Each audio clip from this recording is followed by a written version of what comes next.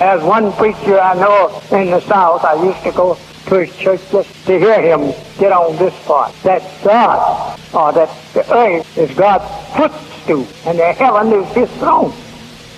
So I kept listening at that preacher, kept listening. I said, he got something like right there. And he did have something right. The earth is his footstool. This planet we on is the first planet that was made with life on it from the sun. Regardless to the astronomers saying Mercury is the first planet. Mercury was not the first planet that was made. Mercury is a sign. It's a sign of Allah's message. Oh, that if you had time. The planet Mercury is so close to the sun that the astronomers think that no life could exist. There it's too hot. Suppose now that we would be drawn through the atmosphere of the earth, to the sun, through cold that is so horrific that we couldn't live in that cold. The cold is always near and surrounded to the planet, to the atmosphere with its water. You are getting into an altogether different universe to the one you come out of, because you come out of the universe around your earth saturated with water. When you get into a dry space where there is no water to kill the space, you can't tell nobody what that space feels like, so you think you're made of water. So you've got to put on something to shield yourself from being destroyed by dry space. All right, we forward again, and this is Field Trip to Neptune. And like Tahuti said, let's twist these niggas' cap back. We saw that some of your students turned in your field trip slips early. We appreciate that. Neptune is quite remarkable. About to tie a couple things in together for you. Sorry for the delay. Had a couple complications, but we're rocking and rolling, baby. So without further ado, let's dance. Also known as Neptune by the Earthman. Neptune is known also as Yaksh. Neptune is what the Greeks called it, right? Which really means Neb, because the P is interchangeable with the B in the ancient language, which means Neb, which means master's tomb, right? But the Greeks named it after the Roman god Neptune, right? But Neptune really is the master's tomb, which is played in E natural, right? Neptune is the 8th planet in our solar system from the sun, right? Being 2.7 billion miles from the sun. In our solar system, it is the 4th largest planet, being 30,599 miles in diameter, right? The circumference of Neptune is 96,685.4 miles, right? Neptune is 2.7 billion miles at its closest to Earth and 2.9 billion miles at its farthest. Neptune orbits around the sun once every 164.79 Earth years, which we round out to 165 Earth years. So 1 year on Neptune is 165 years on Earth, right? Or 60,190 days on Earth. It takes Neptune 15 hours, 57 minutes, and 59 seconds to rotate once on its axis. So 1 day on Neptune is about 16 hours, Earth hours, right? Neptune travels at the average speed of 12,253 miles per hour in orbit around the sun. Neptune is the twin planet to Uranus. Neptune is a 3rd to 7th dimensional planet. Neptune's atmosphere is made of hydrogen, oxygen, helium, and methane. Like Earth's atmosphere, Neptune has clouds, storm systems that revolve around the planet, but the wind speeds can get up to 1,800 miles an hour, and it has frozen clouds of methane, which I term the Stanky cloud, right? Neptune is tilted on its axis at 28.32 degrees. Neptune has 11 moons, or warships, and 3 baby planets. The main planet is called Triton, which beings live on, right? Neptune has 5 rings that are not visible to the eye, right? And these rings are like screens, guitar screens, right? Playing in E natural, playing the master tune in E natural as Neptune rotates and spins. And Triton is recording the sound, recording the notes that is being played, the master's tune that is being played as it spins on its destination, right? So the rings are like guitar strings, the 5 rings around Neptune. Neptune was constructed or built by a being named Elihu,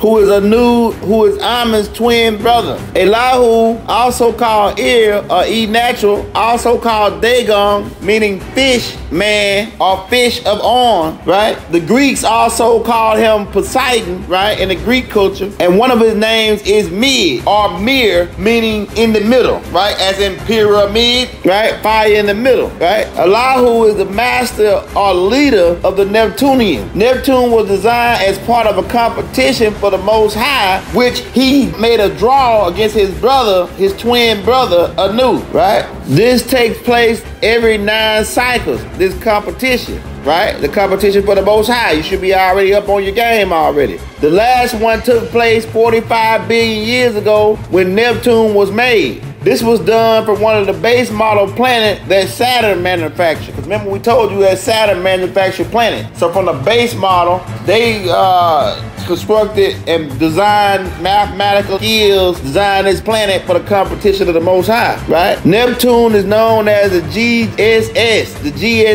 the Galactic School of Sound. Neptune is a huge advanced musical water world. Neptune is covered 87% with water. Remember we told you Neptune got more water than Earth, and it has 13% wildlife terrain. Neptune is pretty much a huge fish tank with oceans that make the Pacific Ocean look like a water puddle, right? The oceans are so deep and huge that all the water on Earth can fit into the smallest ocean on Neptune. The land is mostly wildlife terrain such as rock, mountain, hills, streams, and valleys, no plain. On the land, vegetation grows 7 times faster than on Earth. I guess because of the moisture and the way the sun works in the greenhouse effect on the planet, right?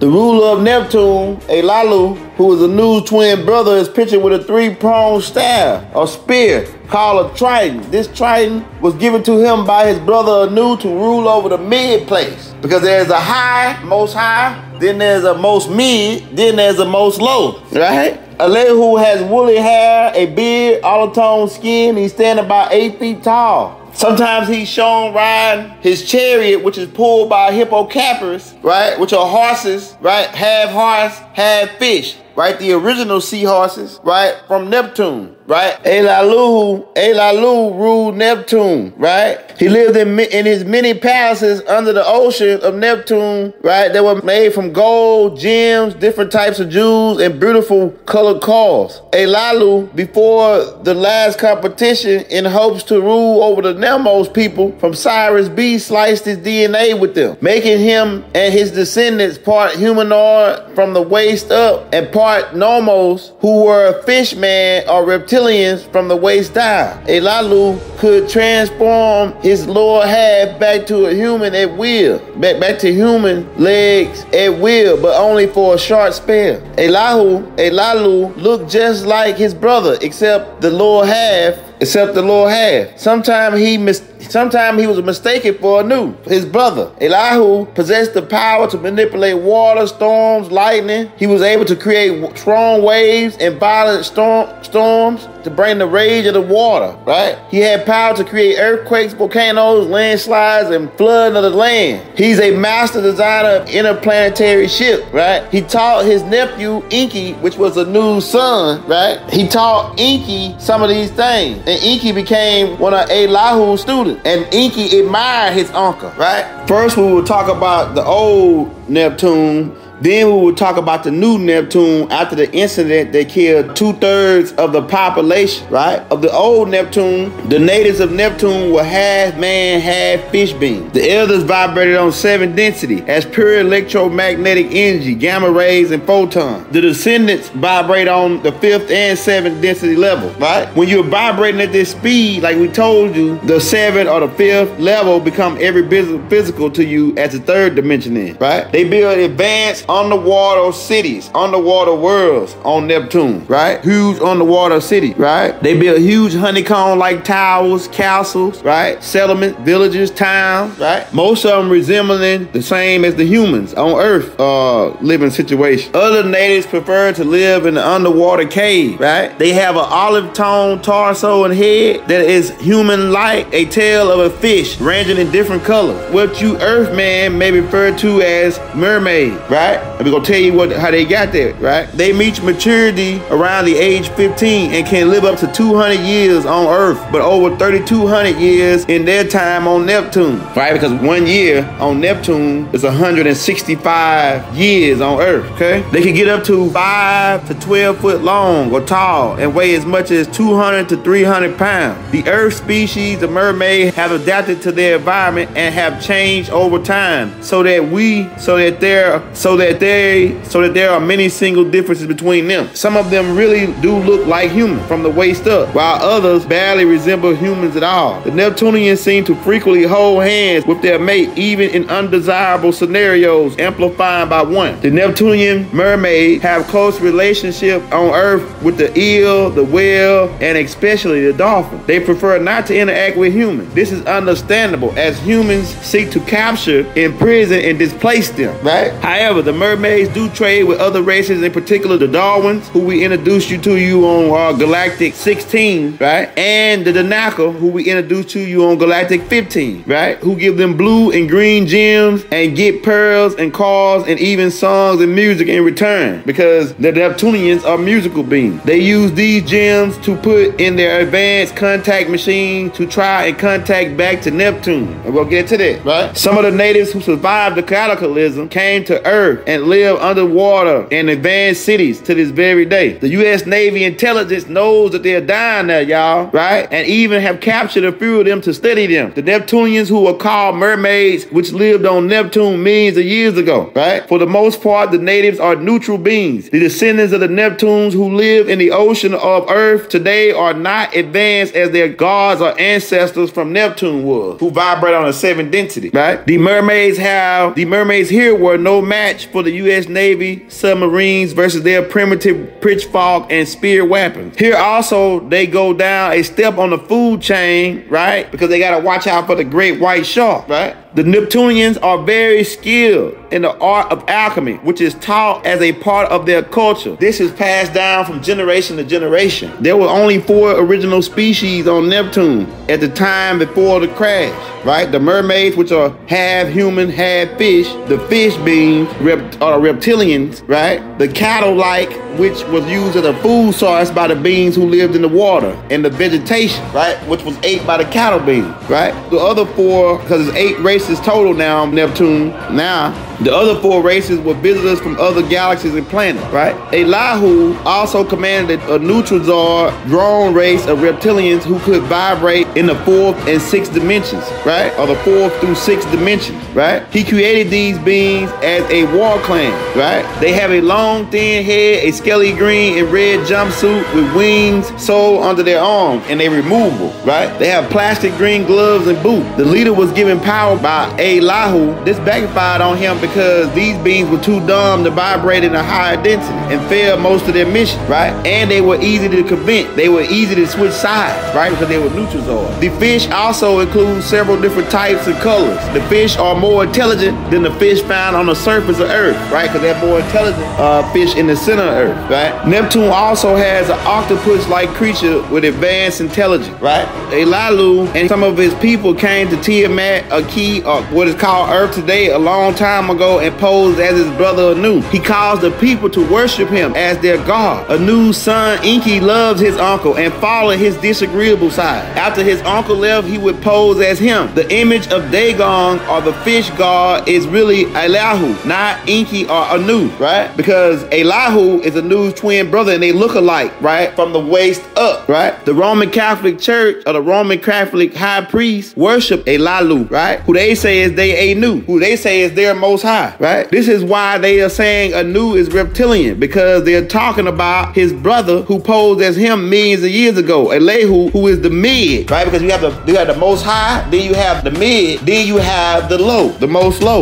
mid, the most low, and then the most high, right? There's another brother, like we say, there's another brother who controls the most low. We're gonna introduce you to him on another tape. On Neptune, things were going well except for Elalu wanted revenge because he thought he was cheated out of the last competition, right? Elalu made treaties with the Procronians to do trading of slaves in exchange for the fertility serum, right? From the albino slaves or prisoners that was given to Elalu by the Procronians, right? He ordered his scientists to draft a clone race so that they could use as avatars. They were successful and created a race called the Lost, which later became known as Ashtar Command. And you should know what Ashtar Command is all about. If you don't, go back and get that Galactic Part 2 and Part 3, right? If you don't know who Ashtar Command is, the Great White Brotherhood, right? Being that the Neptunians were water beings, they needed a more human-like shell to move about on the non-water planets and galaxies. These avatars were used by Elalu and his people, who are Neutrozoids, right? They attempted to take over the Pleiades star system, where they set up home base. During the cataclysm between Nibiru and Neptune, the natives and creatures under the water were killed by electric shock in the water, right? And the swelling up of the planet. Might need to drop a tape on the journey of Nibiru to show you how the cataclysm happened. But during the cataclysm, Nibiru magnetic storm and electric storm shocking the beings underwater, pretty much wiping out 2/3 of the population. Those that went on the land bathing, right? And you know what happens when water shock electricity, right? So millions died, right? And those that were on land were stunned, kind of like getting shocked by a police taser. For those who are out there who know what a police taser feel like, right? Those Neptunians who were using avatars got trapped inside of Ashtar Command clone shells in the 3rd and 6th dimension. They could move on the 7th before this, but now we're trapped in the 6th and 3rd. So now you understand how Ashtar Command come about. They are humanoid reptilians who got trapped inside of Ashtar Command when the Nibiru incident happened, okay? Those beings were without a home and sought help, right? They could move on the 7th dimension before this. They were not able to go back home because their world was water and the avatar shell was not compatible. Those beings were without a home and sought help from their counterpart, the reptilian Neutrozoid called the Nomos from Sirius B, whose star was burning out, which is how they became known as Ashtar Command, the airborne regiment, right? Because the Nomos, those who claim to know the most, joined with them to take back the whole solar system as a payback for what happened to Neptune and to Sirius B, because Nibiru drained the energy from Sirius B, causing it to burn out, almost bumping into Neptune, causing an electromagnetic storm, wiping out 2/3 of the population. Neptune has 14 moons. They say 13, but it's really 14. One of the special moons of Neptune is called Triton, right? Which is the same name of the musical keyboard, right? Called a Triton. Triton is recording the tunes of Neptune, right? The planet Triton is a sound library with all the sounds of the universe on file. Triton has water and land mass. The baby planet Triton was manned by Neptunes until it was invaded by the four-armed disagreeable beings from the planet Nirvana and Ashtar Command. They have been banned because they weren't supposed to create these.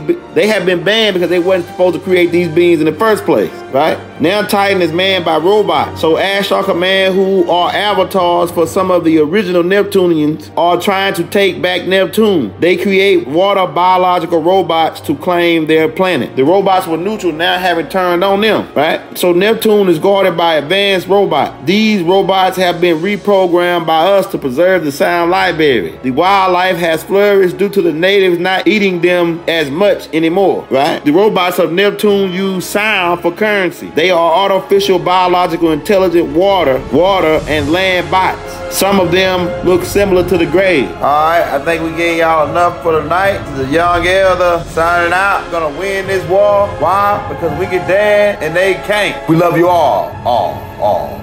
Good night.